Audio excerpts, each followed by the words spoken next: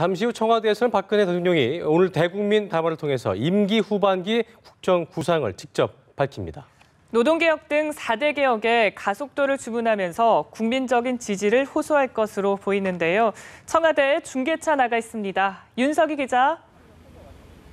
네, 박근혜 대통령이 잠시 뒤인 오전 10시 청와대 춘추관에서 대국민 담화를 발표합니다.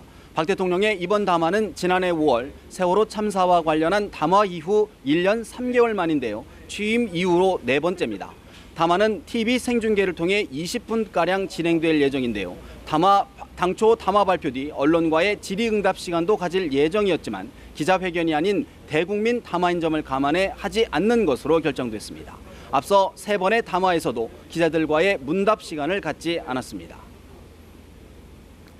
전 기자, 이제 관심은 박 대통령이 어떤 내용을 국민들에게 직접 호소할까인데요. 노동개혁 등 4대 개혁이 우선적으로 거론되고 있다고요. 네, 그렇습니다. 이번 담화의 핵심 키워드는 노동과 공공, 금융교육 등 4대 개혁과 경제 살리기가 될 것으로 보입니다. 담화 명칭도 경제 대도약을 위해 국민 여러분께 드리는 말씀으로 정해졌는데요. 오는 25일 임기 반환점을 앞두고 경제개혁의 필요성을 강조하면서 국민적 협조와 지지를 호소할 것으로 예상됩니다. 특히 박 대통령은 노동시장 개편을 일자리 창출과 경제 살리기를 위한 체질 개선 과제의 핵심으로 보고 있는데요. 앞서 국무회의 모두 발언에서도 청년 일자리 문제와 양극화 문제를 개선하기 위해 노동시장 개편이 반드시 필요하다고 강조했습니다. 광복 70주년을 맞아 통일 준비에 박차를 가하겠다는 뜻도 밝힐 것이란 전망이 많습니다. 오늘 대국민 담화에 앞서 보건복지부 장관 등을 교체했다는 점에서 메르스 관련 사과나 유감 표명이 있을 것이란 관측도 나옵니다.